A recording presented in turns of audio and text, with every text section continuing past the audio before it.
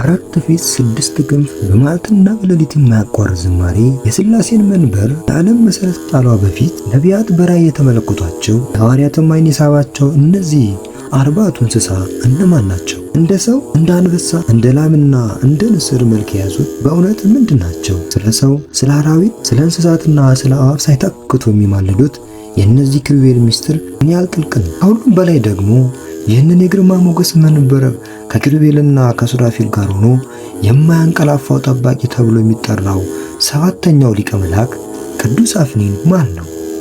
ኅዳር 8 ላይ የእግዚአብሔርን ዙፋን የሚያገለግሉት የእነዚህ ታላላቅ የሰማይ ሰራዊት ክብረ ለምን በአንድ ላይ ይከበራል? ልቦን ሰብስበው። የዛሬው ትረካችን በኅዳር 8 በዓል ዙሪያ የተሰወረውን የኪሩቤልን የምልጃ ሥልጣንና የሊቀ መላእክት የቅዱስ አፍኒንን ምስጢራዊ አገልግሎት በጥልቀት እንመረምራለን። በስመ አብ ወወልድ ወመንፈስ ቅዱስ አሐዱ አምላክ አሚን። የክርስቶስ ወዳጆች፣ የእግዚአብሔር ቤተሰቦች ከሰኒ ዘሚካኤል የዩቲዩብ ቻናል ጋር ታላቁ መንፈሳዊ ጉዞ ልንጀምር ነው። ኅዳር 8 ይህች ዕለት በኢትዮጵያ ኦርቶዶክስ ተዋሕዶ ቤተክርስቲያን የቀኑ አቆጣጠር ውስጥ ታላቅ ምስጢርን የያዘች ዕለት ናት። በዚህች ዕለት ሥጋ የሌላቸው የቅዱሳን የ40ቱ እንስሳ እንዲሁም የቅዱስ አፍኒን ዓመታዊ ክብረ በዓላቸውን እናከብራለን። እሊህ 4 እንስሶች በሥነ ፍጥረት ተራ የሚያውቋቸው ምድራዊ ፍጥረታት አይደሉም። እነርሱ መንፈስ ቅዱስ በሚያስተዳድራቸው የጸጋ ሰረገላ ላይ የሥላሴን መንበር የሚሸከሙ ከ9ኙ የመላእክት አይነቶች መካከል ኪሩቤል ተብለው የሚጠሩት ኃያላን የብርሃን ፍጥረታት ናቸው። እሊህ የቅዱሳን ትልቁ ምስጢር የተገለጠው በብሉይ ኪዳን በነቢዩ ሕዝቅኤል አማካኝነት ነው። ነቢዩ እስራኤል በምርኮ ሳሉ ታላቅ አስደናቂ ራእይን አየ። ሕዝቅኤል ምዕራፍ 1 ከቁጥር 4 እስከ 28 እንደምናነበው ሕዝቅኤል ከወደ ሰሜን ሲመጣ ያየው ልክ ነፋስ፣ ታላቅ ደመናና በዙሪያው ብርሃን የበራበት ከውስጡም እሳት ቦግ ብሎ የሚወጣበት አስደናቂ ትዕይንት ነበር። በዚህ መካከል እንደ 4 ራስ አሞራ መልክ የሚመስል ነገር ግን በቅርበት ሲያየው የ4ቱ ኪሩቤል መልክ ያለ ፍጥረትን ተመለከተ። የመልካቸው ገጽታ የሰው መልክ፣ የአንበሳ መልክ፣ የላም መልክ ወይም የጊደር፣ የንስር መልክ ወይም የሚበር አሞራ፣ የእያንዳንዱን ፊት 4 ነው። ክንፋቸውም 4 ነው። እግራቸው የቀናና የሚያብረቀርቅ ነበረ። ከእግራቸው በታች እንደ ላም ሰኮና የሆነ ሰኮና ያለው ሲሆን ከእሱ እሳት ኪል ነበረ። እንደ ጋለ ብረት ፍንጣሪም ይበራል። የእሊህ እንስሶች እንቅስቃሴ ልዩ ነው። መንፈስ የሚሄድበት ይሄዱ ነበረ። በሚሄዱበትም ጊዜ አይዘዋወሩም ነበር። በሕዝቅኤል ራእይ ላይ የእንስሶቹ መልክ ከመንፈሳዊ ጎማዎች ተያይዘው ነበረ። ይህም የሥላሴን ዙፋን የያዙት ኪሩቤል በየትኛውም የፍጥረት ክፍል ውስጥ ያለምንም መዞር በቅጽበት የመገኘትና የመንቀሳቀስ ችሎታ እንዳላቸው ያሳያል። እነዚህ የእግዚአብሔር ሰረገሎች በመሆናቸው የእግዚአብሔር ክብር የትም ቢሄዱ እነርሱ አይለዩትም። መጽሐፍ ቅዱስ ምስክርነት በዚህ ዙሪያ የቅዱስ ዮሐንስና የኢሳይያስን ታሪክ እንመልከት። ቅዱስ ዮሐንስ ራእይ ላይ ምዕራፍ 4 ከቁጥር 6 እስከ 9 እንደምናነበው ወንጌላዊ ቅዱስ ዮሐንስ በራእይ ላይ የእነዚህን 40ቱን እንስሳ አገልግሎት ሲመሰክር በዙፋኑ ዙሪያ እንዳሉ ይገልጻል። ከሕዝቅኤል ራእይ ጋር ተጨማሪ የሆነውን ይነግረናል። 6 ክንፍ ከሕዝቅኤል በተለየ መልኩ እያንዳንዳቸው 6 ክንፍ እንዳላቸው ይናገራል። ይህም ከነቢዩ ኢሳይያስ የሱራፊል ምስክር ጋር ተመሳሳይነት ያለው ነው። የዓይነ ሙላት በፊትም በኋላም ዓይን የተሞሉ ናቸው። ይህ ሁሉን አዋቂነት ሳይሆን የእግዚአብሔርን ሁሉን አዋቂነት ሥርዓት በጥልቀት የመመልከት ሥልጣናቸውን ያመለክታል። ዓይኖቹ በሁሉም አቅጣጫ መኖራቸው ፍጥረት ሁሉ ሳያቋርጥ በፊታቸው መኖሩን ያሳያል።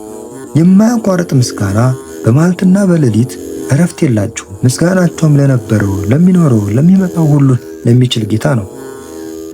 ይህ 4 እንስሳ ከ24ቱ ካህናት ከአለቆች ጋር በመሆን ለተገደለው በግ ለኢየሱስ ክርስቶስ ኃይልን፣ ባለጸግነትን፣ ጥበብን፣ ክብርን፣ ጌትነትንና ምስጋና የሚገባቸውን መሆኑን በታላቅ ቃል ይመሰክራሉ።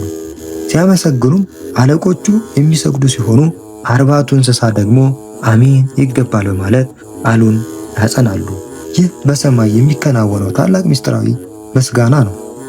የነቢዩ ኢሳይያስን ምስክርነት ስንመለከት የሱራፌል ምስክርነት የ40ቱ እንስሳን ክብር ይጋራል። ነቢዩ ኢሳይያስም በዙፋኑ ዙሪያ የቆሙት ሱራፌል 6 ክንፎች እንዳሏቸው ይገልጻል። በሁለቱ ክንፋቸው ፊታቸውን ይሸፍናሉ። ይህም ከመለኮቱ ብርሃን የተነሳ የሚሰማቸውን የፍርሃትና የአክብሮት ደረጃ ያሳያል። ከልክ በላይ የሆነውን ብርሃን መቋቋም ባለመቻላቸው ነው። በሁለቱ ክንፋቸው እግሮቻቸውን ይሸፍናሉ። ይህም ንጽህናቸውንና ትሕትናቸውን ለመግለጽ ነው። በሁለቱ ክንፎቻቸው ደግሞ ይበራሉ። ይህም የአገልግሎታቸውን በፍጥነትና በብርታት ለመፈጸም ያላቸውን ዝግጁነት ያመለክታል። በሦስት ጊዜ ቅዱስ ብለው ሲያመሰግኑ የሥላሴን ፍጹም ቅድስናና አሸናፊነት ይመሰክራሉ። ቅዱስ አብ፣ ቅዱስ ወልድ፣ ቅዱስ መንፈስ ቅዱስ እያሉ ያመሰግናሉ።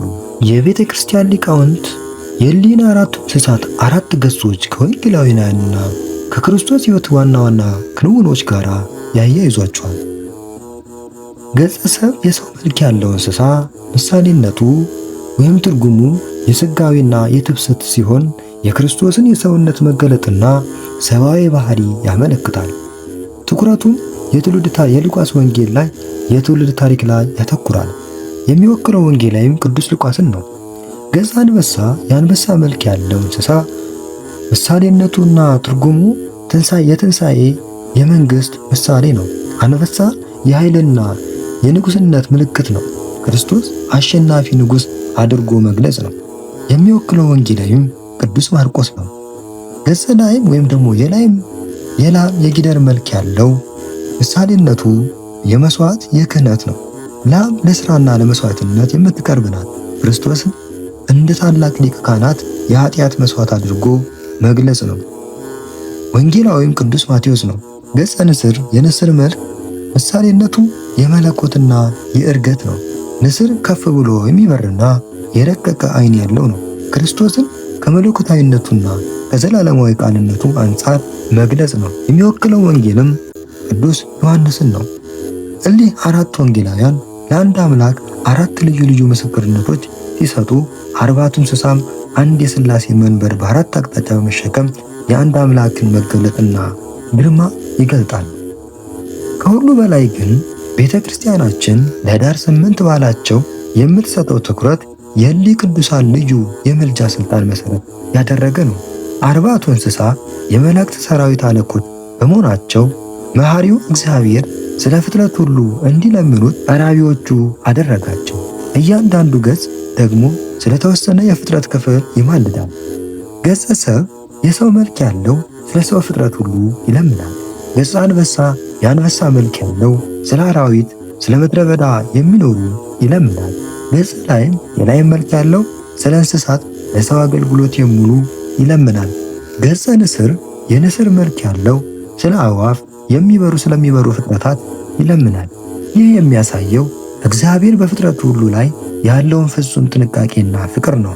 በሰማይ ባለ ሥልጣን ያሉ ኪሩቤል እንኳን ስለ ምድራዊ ፍጥረት ሁሉ እንዲማልዱ የተሾሙት የአምላካችን ቸርነት ምን ያህል ሰፊና ጥልቅ እንደሆነ ያሳያል። በዚች ቀን መታሰቢያቸውን እንዲደረግ የቤተ ክርስቲያን መምህራን ያዘዙት እነርሱ ስለ ሰው ወገን በእግዚአብሔር ዘንድ እጅግ ስለሚማልዱልን ነው። እነርሱም በታላቅ ባለሟልነት ወደ እግዚአብሔር ቀርበው ኃጢአትን ይቅር እንዲል በረከትን እንዲወርድ ይማልዳሉ። የተከበራችሁ የሰኔ ዘሚካኤል ዩቱብ ተከታታዮች በኅዳር 8 ዕለት የምናከብረው የበዓል ክብር በ40ቱ እንስሳ ብቻ አያበቃም። ይህች ዕለት ከሰማይ አበው መካከል አንዱ የሆነው ሊቀ መላእክት ቅዱስ አፍኒን የተሾመበት ዓመታዊ በዓል የምናስብበት ነው። ቅዱስ አፍኒን በ7ቱ ሊቃነ መላእክት ውስጥ የሚመደብ ሲሆን የእርሱ ታላቅነትና ልዩ አገልግሎት ከመንበሩ እጅግ ባለመራቅ ነው።